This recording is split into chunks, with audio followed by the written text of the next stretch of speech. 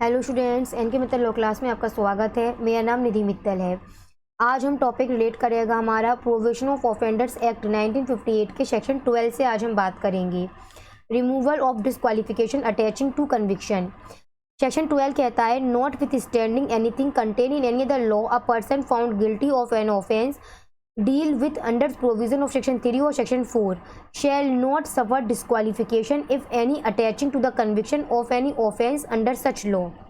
वो डिस्क्वालीफाइड नहीं मानी जाएंगे, लेकिन उनको सेक्शन 12 का लाभ नहीं मिलेगा अगर nothing in this section shall apply to a person who after his release under section 4, जब उन्हें सेक्शन 4 के तहत रिलीज कर भी दिया जा रहा है और बाद में उन्हें अगर सब्सिक्वेंटली सेंटेंस करा गया है फॉर ओरिजिनल ऑफेंस के लिए, तब उन्हें यहाँ इस संबंध में सेक्शन 12 का लाभ प्राप्त नहीं हो सकता है। प्रोबेशन ऑफिसर, जिस वक्त आपने इस एक्ट के डेफिनेशन का पोर्शन रीड करा था तब आपको बताया गया था वहाँ पर इस संबंध में कि प्रोबेशन ऑफिसर का मतलब उसी से व्यक्ति से माना जाएगा, उन ऑफिसर से माना जाएगा जिनका अपॉइंटमेंट सेक्शन 13 के तहत माना जाएगा। तो एक क्वेश्चन अराइज होता है, प्रोबेशन ऑफिसर का अपॉइंटमेंट किनके द्वारा होता है।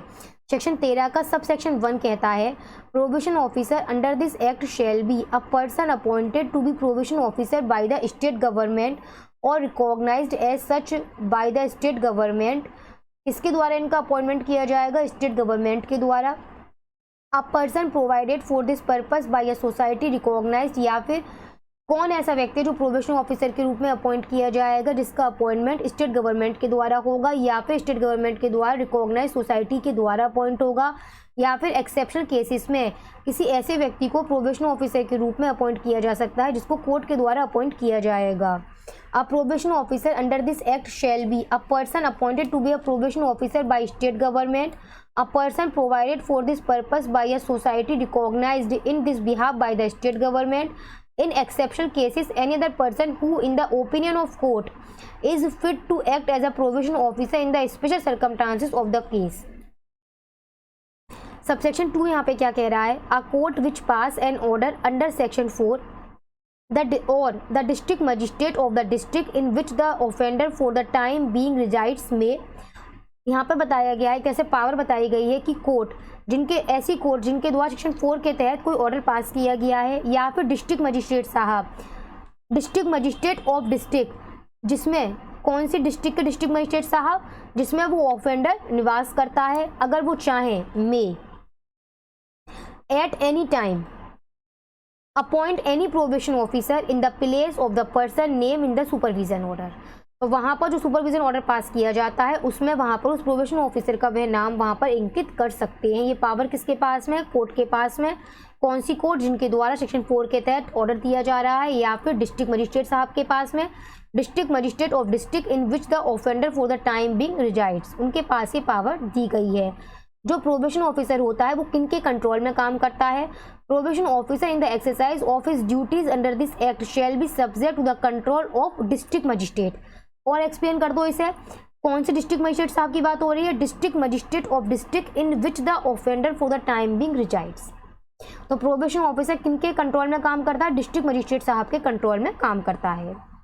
वहीं पर अब हम बात करते हैं इस प्रोबेशन ऑफिसर्स की ड्यूटीज़ क्या होती हैं और वो कौन सा सेक्शन है जो प्रोबेशन ऑफिसर की ड्यूटीज़ के बारे में बात करता है। सेक्शन 14 है, a probation officer shall subject to such condition और restriction as may be prescribe. General way में इसकी ड्यूटीज़ क्या है, inquiry in according with any direction of the court, court की तरफ से जो डायरेक्शन दी गई हैं उसके आधार पर इसको इंक्वायरी करनी है, उन सरकमस्टांसेस को देखना है, होम सराउंडिंग करनी है of any person accused of offence with the view to assist the court in determining the most suitable method of dealing with him and submit report to the court. क्या इसकी duty बनती है, court की तरफ से जो direction आए हैं उनको फुलफिल करें, टाइम टू टाइम इंक्वायरी करनी है, उसको सरकमस्टांसेस वो परिस्थितियाँ देखनी है इसको उसकी ऑफेंडर की, होम सराउंडिंग करनी है, उसके आसपास ही बने रहना है, उसको असिस्ट करना है उसको, और जो भी यहाँ पर इस संबंध में उसकी रिपोर्ट बनकर आएगी सामने वो रिपोर्ट उसे कोर्ट में सबमिट करनी है। Supervise probationers and other person placed under his supervision and where necessary endeavour to find them suitable employment. कहीं ना कहीं उसकी ड्यूटी यह भी बनती है प्रोबेशन ऑफिसर की कि वह यह काम असिस्ट करने का, वह सुपरविजन करने का काम करे कि जो ऑफेंडर है उसके लिए कोई भी एक अच्छा सा सूटेबल एम्प्लॉयमेंट वगैरह खोजने में भी वो उसकी मदद कर सकते हैं यहाँ पर। और क्या ड्यूटी बनती है प्रोबेशन ऑफिसर की?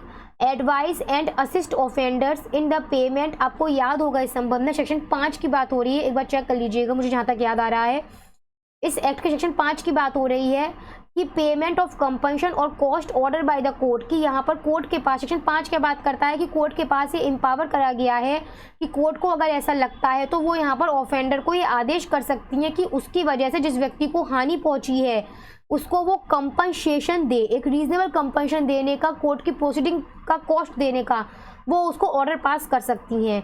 तो ऐसे में जो ऑफेंडर होगा उसको कौन यहाँ पर संबंध में इस प्रकार के मामले में एडवाइस करेगा, असिस्ट करेगा, तो ये भी एक ड्यूटी यहाँ पर प्रोबेशन ऑफिसर की बनाई गई है कि इस प्रकार के मामले में वो ऑफेंडर को एडवाइस करे, असिस्ट करे। और क्या ड्यूटी बताई गई है इसमें इसकी? Advise and assist in such case in such manner as may be prescribe person who have been released under section 4। जिस व्यक्ति को इस एक्ट के सेक्शन 4 के तहत रिलीज करा गया है टाइम टू टाइम उसको एडवाइस करते रहो कि उसके लिए अच्छा क्या है, उसको असिस्ट करते रहो। और ऐसी जो भी ड्यूटीज़ यहाँ पे उसे प्रोवाइड करवाई जाएंगी प्रोबेशन ऑफिसर को, वो उनके द्वारा परफॉर्म की जाएंगी। इसमें प्रोबेशन ऑफिसर को पब्लिक सर्वेंट के रूप में माना जाएगा। सेक्शन 15 यहाँ पर इस बात के बारे में बात करता है। Every probation officer and every other officer, कोई भी प्रोबेशन ऑफिसर या कोई भी अन्य ऑफिसर जो इस एक्ट के तहत अपॉइंट किए जा रहे हैं उनको क्या माना जाएगा? उनको पब्लिक सर्वेंट माना जाएगा। पब्लिक सर्वेंट को कहाँ डिफाइन करा गया है इस संबंध में? इनका वही मीनिंग माना जाएगा इस संबंध में यहाँ पर जो कि इंडियन पिनल कोड आईपीसी के सेक्शन 21 के अंतर्गत बताया गया है। Protection of action taken in good faith related section 16। No suit और other legal proceeding shall lie against the state government और एनी प्रोबेशन ऑफिसर और any other officer appointed under this act. यहाँ पर एक बात याद रखना, स्टेट गवर्नमेंट, प्रोबेशन ऑफिसर या कोई भी ऐसे ऑफिसर जो इस एक्ट के तहत अपॉइंट करे गए हैं, अगर उनके द्वारा अपना काम गुड फेथ में किया जा रहा है तो उनके अगेंस्ट किसी प्रकार की भी कोई लीगल प्रोसीडिंग या कोई सूट वगैरह फाइल नहीं किया जाएगा। एक तरह से सेक्शन क्या कह रहा है? 16 protection of action taken in good faith. किनके प्रोटेक्शन की बात हो रही है? स्टेट गवर्नमेंट की, प्रोबेशन ऑफिसर की, एनी अदर ऑफिसर जो अपॉइंट हुआ है इस एक्ट के अंतर्गत, अगर उनके द्वारा उनका काम गुड फेथ में किया जा रहा है तो उनके अगेंस्ट किसी प्रकार की कोई भी लीगल प्रोसीडिंग वगैरह अप्लाई नहीं की जाएगी। सेक्शन 17 बात करता है पावर टू मेक रूल्स। इस अधिनियम के तहत, इस एक्ट के तहत रूल बनाने का अधिकार राज्य सरकार को दिया गया है जो कि इस संबंध में वह केंद्र सरकार के अप्रूवल से उस नियमों को बनाने का अधिकार रखती हैं। सेक्शन 18 रीड कर लीजिए, ये आपसे एमसीक्यू में पूछा जा सकता है इतना पोर्शन।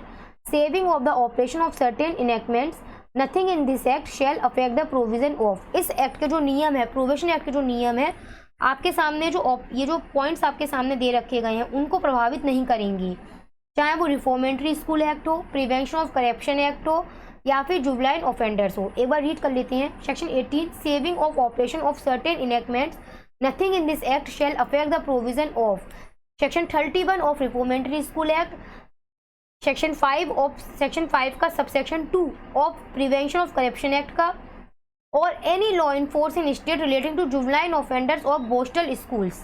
क्लियर है? लास्ट सेक्शन है इस एक्ट का। सेक्शन 19 कहता है सेक्शन 562 ऑफ द कोड।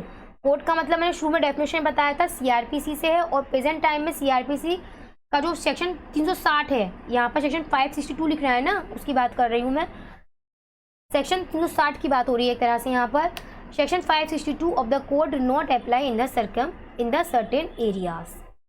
तो इसी के साथ में हम यहाँ पर अपनी आज की क्लास यहाँ पर कंप्लीट करते हैं। आपका जो एक्ट है यहाँ पर, ये प्रोबेशन ऑफ ऑफेंडर्स एक्ट 1958, जो भी मुझे लगा कि ये एमसीक्यूज के बेस पे कहाँ से क्वेश्चन इस संबंध में आपसे पूछे जा सकते हैं, जितना हो सका मैंने अच्छी तरह से आपको एक्सप्लेन करने की कोशिश करी है। उम्मीद करती हूँ क्लास आपके लिए काफ़ी ज़्यादा बेनिफिशियल रही होगी। और अब जैसे कि एक्ट कंप्लीट हो गया है तो हम एक काम करेंगे, किसी दिन इसका एक एमसीक्यू क्लास हम लेकर आएंगे। आप क्लासेस, हमारी 3 क्लासेस हो चुकी हैं, 3 पार्ट्स में इसको हमने डिवाइड करा है इस एक्ट को। उन क्लासेस को आप अटेंड कर लीजिए, फिर उसके बाद में किसी एक दिन हम इसके मल्टीपल चॉइस क्वेश्चन क्लास भी हम कंप्लीट करवा देंगे। तो चलिए फिर इसी के साथ अपनी क्लास अभी फ़िलहाल यहाँ पर हम कंप्लीट करते हैं।